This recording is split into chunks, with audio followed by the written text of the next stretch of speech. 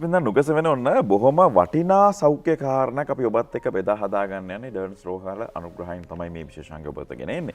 දැන් මේ දවස්වල ගොඩ දෙනෙට අපි දන්නවා මේ උණ රෝගයක් හැදිලා තියෙනවා වෛරස් උණ රෝගය. ඊට පස්සේ කියනවා හන්දි රිදෙනවා වගේ බොහෝ ප්‍රශ්න ඔවුන් අතර තියෙනවා.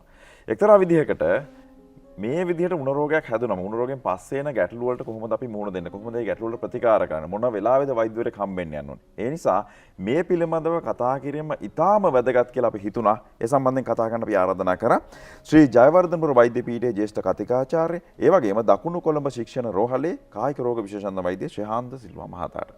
තාමත් මාදරෙන් පිළිගන්නවා. අයිබෝවන්. දැන් මේ දවස්වල ඇත්තටම මේ වෛරස් රෝගයක් තියෙනවද පැතිරලා යන? ඔව් ඊටමත් වැදගත් මේ දවස්වල වෛරස් රෝග කීපයක් පැතිරෙනවා. ඔබ දන්නවා ආසා ඇති ඉන්ෆ්ලුවෙන්සාව කියලා තියෙනවා, චිකන් ගුන්යා කියලා තියෙනවා. ඒ වගේම අපේ සුපුරුදු ලෙස අපි දන්න ඩෙන්ගු රෝගය ව්‍යාප්ත වෙනවා. අපේ අසල්වාසී ඉන්දියාවෙත් ඒ වගේම සිංගප්පූරුව මලේසියාව වගේ රටවල් වලත් මේ දවස්වල ආයිත් නැවත කොවිඩ් කියන තත්ත්වය මතුවලා තියෙනවා. ඉතින් මේ හා සමග තවත් රෝග රාශියක් මේ දවස්වල වෛරස් ලෙස ව්‍යාප්ත වෙනවා. ඔබ දන්නවා ඉන්ෆ්ලුවෙන්සාව එහෙම නැත්නම් කොවිඩ් වගේ වෛරස් රෝග පැතිරෙන්නේ ශ්වසනය මාර්ගය සම්බන්ධව. අපි ආශ්වාස ප්‍රාශ්වාස කරන හුස්ම සහිතව අපේ කැස්ස සෙම ආදී දේවල් වල තියෙන බිඳිති හරහා තමයි මේ වෛරසය පැතිරෙන්නේ. ඉන්ෆ්ලුවෙන්සාව සහ කොවිඩ් කියන තත්ත්වය. ඊට අමතරව අපි දන්නවා රෝග වාහකයන් ලෙස තියෙනවා විවිධ මදුරු වර්ග, ඩෙන්ගු රෝගය, ඒ වගේම චිකන් ගුන්යා කියන රෝගය ව්‍යාප්තව යනවා. නාගරික පළාත්වල විශේෂයෙන්. ඒ හා සමගව තව වෛරස් වර්ග තියෙනවා ඔබට උනත් සමග ඇඟේ යම් යම් ස්ථානවල වසා ගැටිටි අපි කියනවා ලිම්ෆ් නෝඩ්ස් කියලා. වසා ගැටිටි ඔබගේ බෙල්ල වෙන්න පුළුවන්, ඔබගේ කිහිල්ල ඉකිලි ප්‍රදේශවල වෙන්න පුළුවන්. වසා ගැටිටි දීමීමත් එක්ක හැදිවෙනා වූ ග්ලැන්ඩියුලර් ෆීවර් නැත්නම් අපි කියනවා ග්‍රන්ථිමය උණ જાති. එප්ස්ටයින් බා වෛරස් කියලා කියනවා, සයිටෝමෙගලෝ වෛරස් කියලා තියෙනවා. විවිධ වූ වෛරස ව්‍යාප්ත වෙනවා. ඒ හා සමගව අපි දන්නවා අපගේ මේ මහජනතාවට ඉතාමත් දුක්බර රෝග ලක්ෂණ ගොඩක් ඇති වෙනවා. උණට අමතරව මුළු ශරීරයටම බලපාන වෙන විවිධ වූ රෝග ලක්ෂණ මතුවෙනවා. සාමාන්‍යයෙන් වෛරස් උණක් හැදුනම ඇඟේ පැවතෙනකොට දවස් කීපයක්, දවස් 3ක් 5ක් වැඩිම වුණොත් සතියක් වැනි කාලයක් උණ පැවතෙන්න පුළුවන්. උණ සාමාන්‍යයෙන් සීතල කරන තරමට ඇඟ ඔබේ කතා කරපු සියලුම වෛරස් රෝගවල ඔය ලක්ෂණ දෙන්නේ නැත්නම් රෝගෙන් රෝගයට වෙනස් වෙනවා? බහුලව අපි දකිනවා වෛරස් රෝගවලට මේ උණ කියන දේ පොදු සාධකයක් වෙනවා. උණ සීතල කරලා ගැහෙන තරමට ඇවිල්ලා දවස් 3ක් නැත්නම් 5ක් යන කාලයකින් නැති වෙලා යන්න පුළුවන්. හැබැයි ශ්වසන රෝග අනිවාර්යයෙන්ම ශ්වසනය පද්ධතියත් එක්ක ආශ්වාස කරන ප්‍රාශ්වාස කරනවත් එක්කම කැස්ත සෙම්බිරිසා වගේ රෝග ලක්ෂණ මතුවෙන්න පුළුවන්. මම කිව්වා වසා ගැටි වෙන්න පුළුවන් අනිත් වර්ගවල. ඒ වගේම ඩෙන්ගු, චිකන් ගුන්යා කියන රෝගවල අපි දන්නවා ඇඟේ මේ ලප මතුවෙන්න පුළුවන්, රතු පාට මේ පැහැති ලප. ඊට වඩා ඇඟ පුරාම ඇති වෙන්න පුළුවන් අධික වේදනාව. අපි දන්නවා ඇඟ හන්දි විශේෂයෙන් චිකන් ගුන්යා මේ දවස්වල පැතිරෙනවා. රෝගීන් එනවා රෝහල් වලට වෛද්‍යවරුන් වෙත.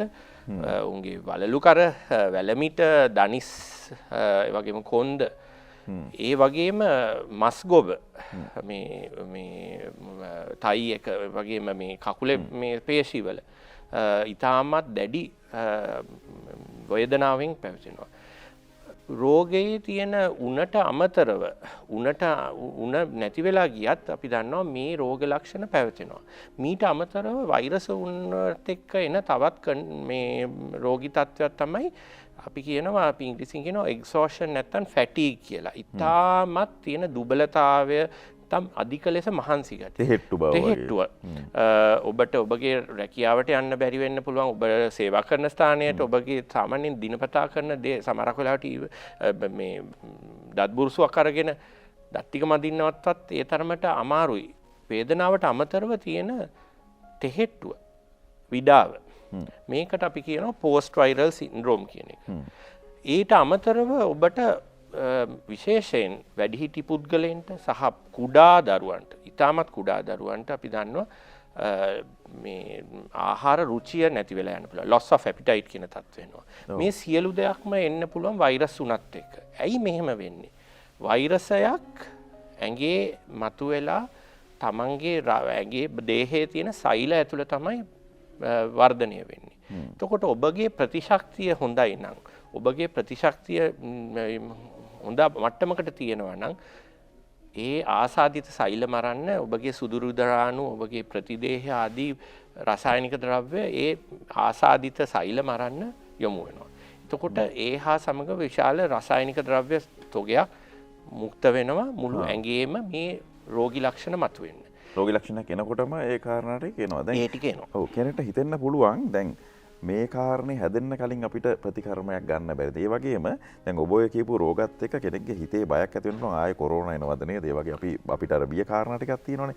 එතකොට මොන වෙලාවේද කෙනෙක් වෛද්‍යවරයෙක් හම්බෙන්න යන්න ඕනේ මේ උණ රෝගය හැදිලා ඉතු පසු කාලේ ඇති වෙන ගැටලු වලදී? ඊටමත් වැදගත්. ඔබට උණ විශේෂයෙන් දවසකට වැඩි කාලයකට එහා උණ යනවා නම් පැය 24කට එහා කාලයකට උණ යනවා නම් ඔබ ඔබගේ ළඟම සිටින වෛද්‍යවරයා පවුල වෛද්‍යවරයා වෙන්න පුළුවන් කායික වෛද්‍යවරයෙක් වෙන්න පුළුවන් එම පුද්ගලයා වෙත ගොස් මේ ඔබගේ රෝගය පිළිබඳව මේ ඩයග්නෝසිස් නැත්නම් නිර්ණයක් කරගන්න ඕනේ. මොකද ඔබගේ උණට අමතරව සැඟවි තියෙන්න පුළුවන් රෝග ලක්ෂණ. ඇස්වල කහවීම, මේ වගේම වසා ගැටිති, උගුරේ තියෙන්න පුළුවන් වෙනස්කම්, පෙනහළු වල සද්ද ඇති වෙන්න පුළුවන්. ඉතින් මොන වගේ ලක්ෂණ ගොඩක්ද ඔබට තියෙන්නේ කියන එක මත වෛද්‍යවරයා රෝගය නිදානය කරනවා, රෝගය කුමක්ද කියලා හොයාගන්නවා. එතකොට ඔබට වැඩිපුර තියෙන්නේ ඇඟේ පතේ කැක්කුම්, ඒ වගේම මේ ලප මතුවෙනවා නම් ඔබට තියෙන්නේ ඩෙන්ගු හෝ චිකන්ගුන්යා කියන තත්ත්වය වෙන්න පුළුවන්. ඉතින් එවැනි තත්ත්වයක පැය 24කට පස්සේ යනවා නම් ඔබගේ වෛද්‍යවරයා බොහෝ විට ලේ පරීක්ෂණයක් කරන්න කියන්න පුළුවන්. අපි දන්නවා ෆුල් බ්ලඩ් කවුන්ට් කියලා කියනවා, FBC කියලා පරීක්ෂණයක් තියෙනවා. ඊට අමතරව ඩෙන්ගි වලට තියෙන NS1 කියලා පරීක්ෂණයක් තියෙනවා. සමහරක් විට වෙන විශේෂ වූ පරීක්ෂණ තියෙනවා. අක්මාව ඔබගේ බලන්න පුළුවන්. ඔබගේ වකුගඩු වල අකර්මණ්‍යතාවයක් තියෙනවද කියලා බලන්න පුළුවන් ලේ ටෙස්ට් කරලා. ඉතින් ඊටමත් වැදගත් ඔබ උණ දවසකට වැඩි යනවා නම් ඉක්මනින් යොහුසුවලව ගිහලා ඔබගේ වෛද්‍යවරයා හම්බ වෙන්න. තවත් කාරණයක් ඔබතුමා මතක් කරා. දැන් ප්‍රතිශක්තිය වැඩි වෙන්න ඕන කියන කතාව මතක් කරා. ප්‍රතිශක්තිය පදින ගැටලු ඇති වෙනවා කියලා. එතකොට දැන් මේ ප්‍රතිකාර ගන්න අතුරුද විශේෂයෙන් වෛරස් රෝග නිසා අපි ගෙදරින් ඉඳන් මොනවද කරන්න පුළුවන් අපිට අපේ ප්‍රතිශක්තිය වර්ධනය කරගන්න? ඔව් ඊටමත් වැදගත් දේ තමයි ඔබගේ මානසික ඒකාග්‍රතාවය තියාගන්න ඕනේ. අපි දන්නවා මේ වේදනාව කැක්කුම් තියෙන දුබලතාවය කාලයකට යන්න පුළුවන්. සමහරක් වෙලාව ඔබ වාසනාවන්ත නම් දවස් කීපයකින් නැති වෙලා යන්න පුළුවන්. ඔබ අවාසනාවන්ත පුද්ගලෙක් නම් සමහරක් වෙලාව සති 3-4 මාසයක් වුණත් යන්න පුළුවන්. ඉතින් ඔබ වැටෙන්න නරකයි. සිත ඊටමත් හොඳ ශක්තිමත්ව තියාගන්න ඕනේ. මම මේකෙන් ඉක්මනින් රිකවර් වෙනවා. අපි කෙටි බාධා කිරීමක් කරන ඔබතුමන්ට කෙටි විරාමයකට ගිහලා අපි මේ වටිනා කතා බහට නැවතත් එකතු වෙනවා.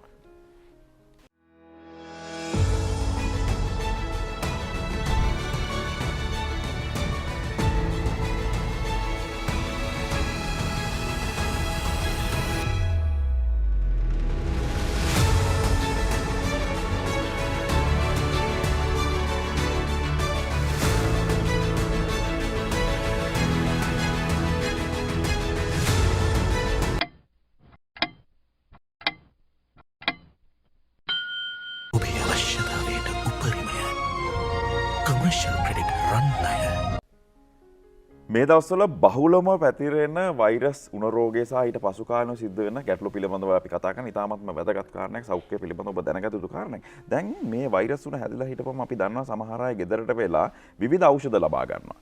වේදනානාශක වෙන්න පුළුවන්, ගෙදර තියෙන වෙන කයට දුන්න ඖෂධ වෙන්න පුළුවන්, මේ වගේ කාරණා ලබා ගන්නවා. ඒ නිසා අපි මේ අවස්ථාවේ ගන්න ඕන ප්‍රතිකර්ම සහ කළ යුතු නොකළ යුතු හරියටම දැනගමු. ඔව්. අර මානසික ඒකාග්‍රතාවයට අමතරව ඉතාමත් වැදගත් ඔබගේ රෝග ලක්ෂණ පාලනය කිරීම. විශේෂයෙන් වේදනාව තියෙනවා නම්, උණ තියෙනවා නම් පැරසිටමෝල් අඩංගු වේදනානාශකයක් පමණයි භාවිත කරනවා. අපි දන්නවා පැරසිටමෝල් තියෙනවා. පැරසිටමෝල් සහිතව කොඩෙයින් කියන වර්ගය මිශ්‍රණය කරපු ඖෂධත් තියෙනවා. මේවා තමයි ඔබට ඉතාමත් සුදුසු නැත්තම් සේෆ් කියන වර්ගයේ ඖෂධ වෙන්නේ. සමහරක් වෙලාවට ඔබ අහන්න පුළුවන් මට ගන්න පුළුවන් අයිබුප්‍රොෆෙන් පෙත්ත නැත්තම් ඩයික්ලොෆෙනැක් පෙත්ත දුඹුරු පෙත්ත කියලා කියනවා. රෝස පාට පෙත්ත කියලා කියනවා. අපි වේදනානාශක කියලා කියනවා. ආදී විවිධ වූ එවැනි ඖෂධයක් ඔබ තමම් අපි කියනවා ඕවර් ද කවුන්ටර් ඖෂධ ශාලාවකට ගිහිල්ලා ඔබ ඖෂධ වේදයාගෙන් නිකන් ගන්න අරකයි. වෛද්‍යවරයෙක් තීරණය කරලා ඔබට මේක සුදුසුද සේෆ්ද කියන මත. එහෙම ගත්තොත් මොකද වෙන්නේ? ඔව් ඊටමත් වැදගත් මේ වෙලාවේ මේ සමහරක් වෛරස් ආසාදනත් එක්ක ඩෙන්ගු කියන තත්ත්වය තියෙන්න පුළුවන්. අපි දන්නවා ඩෙන්ගු කියන එක ඊටමත් සාමාන්‍ය ප්‍රචලිත මේ අසනීපයක්. ඉතින් ඔබට උනත් එක්ක ඔබගේ පට්ටිකා ප්‍රමාණය අඩු වෙනවා නම් පට්ටිකා කියන්නේ රුධිරය කැටි ගැහිමට උදව් වෙන්නා වූ සංඝටකයක්. පට්ටිකා ප්‍රමාණය ප්ලේට්ලට් කවුන්ට් එක අඩු වෙනවා නම් ඔබ අර NSAID නැත්තම් ඉතා දැඩි වේදනානාශක පාවිච්චි කරනවා නම් ඔබට රුධිර වාහනයක් වෙලා ඩෙන්ගු රක්තපාත කියන තත්ත්වය පැමිණලා ඩෙන්ගු කම්පනය කියන තත්ත්වය ඇවිල්ලා ඔබගේ ජීවිතයට වුණත් යම්කිසි රිස්ක් එකක් ඇති වෙන්න පුළුවන්. ඒ නිසා ඔබගේ මට්ටමින් කර යුත්තේ ඔබට ගුණ තියෙනවා නම් එක පැත්තේ කැක්කුම තියෙනවා නම් කරුණා කරලා පැරසිටමෝල් හෝ පැරසිටමෝල් සහිතව කෝඩේයින් තියෙන ඖෂධයක් පාවිච්චි කිරීම.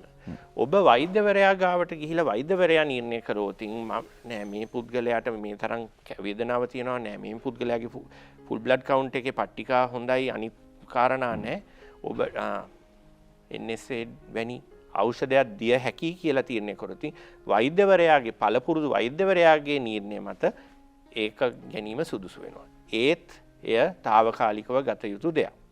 ඊට අමතරව ඉතාමත් වැදගත් දෙයක් තමයි ඔබගේ මේ අපි කියනවා මේ ශරීරය තුල තියෙන වූ ජලය ප්‍රමාණය විජලනය නොවී සිටීම. ඔබ ඉතාමත් හොඳ අයුරින් ලීටර 2.5ක් 3ක් වැනි ප්‍රමාණයක්වත් අවම වශයෙන් දියර වර්ග ජලය විතරක් නෙවෙයි තේ කෝපි ආදී පාන වර්ග අරගෙන ඔබ ජලනය වෙලා තියෙන්න ඕනේ. හොඳ සජලනය වෙලා තියෙන්න ඕනේ. ඒ වගේම ඔබ හොඳ ආහාර වේලක් ගත යුතුයි. අපි දන්නවා වෛරස් උණක් ගත්තම ඔබගේ රසය, ගඳ, සුවඳ දැනීමේ හැකියාව ඒ වගේම කැම වලට තියෙන ප්‍රියතාවය හැම නැති වෙලා යන්න පුළුවන්. ඒ අවස්ථාවේදී ඊටමත් වැදගත් නෑ මම කොහොම හරි මගේ පෝෂණය වටන්න දෙන්නේ නැහැ. මගේ තියෙන මේ සෞඛ්‍ය වටන්න දෙන්නේ නැහැ. ඔබට පුළුවන් ඔබට ගත හැකි ඔබට අපිරියාව ඇතිවෙන්නා වූ නොවෙන්නා වූ ආහාර යම් කිසි ප්‍රමාණයක් පොඩ්ඩක් හෝ නිතර පරිභෝජනයට පත් කිරීම ඉතාමත් වැදගත්. මේවා ඉතාමත් වැදගත් සෞඛ්‍ය පුරුදු වෛරස උණක් සෑදුනම්. මේ දවස්වල පැතිරලා යන වෛරස් උණු රෝගය සහ ආශ්‍රිත කාරණා අපි කතා කරේ. ඔබ දැනගත යුතුම කාරණා සහ ඔබ කළ යුතු කාරණා. එතනින් එහාට කියලා ඔබ නොකළ යුතු දේවල් පිළිබඳව අපි කතා කරා. ඉතාමත් වටිනා කාරණයක්. නිසි අවස්ථාවේ වෛද්‍ය උපදෙස් අරගෙන ඔබට පුළුවන් මේ උණු රෝගයේ ඇතිවන ගැටලු මග හරවා ගන්න, අඩු කරවා ගන්න. ඉතින් බොහොමත්ම ස්තුතියි මේ සම්බන්ධයෙන් දැනුවත් කරාට අපිව ශ්‍රී ජයවර්ධනපුර වෛද්‍ය පීඨයේ ජ්‍යෙෂ්ඨ කතිකාචාර්ය ඒ වගේම දකුණු කොළඹ ශික්ෂණ රෝහලේ කායික රෝග විශේෂඥ වෛද්‍ය ශහාන් සිල්වා මහතාට අපි සමුදෙන ඔබට ආයුබෝවන් ඔබතුමාට.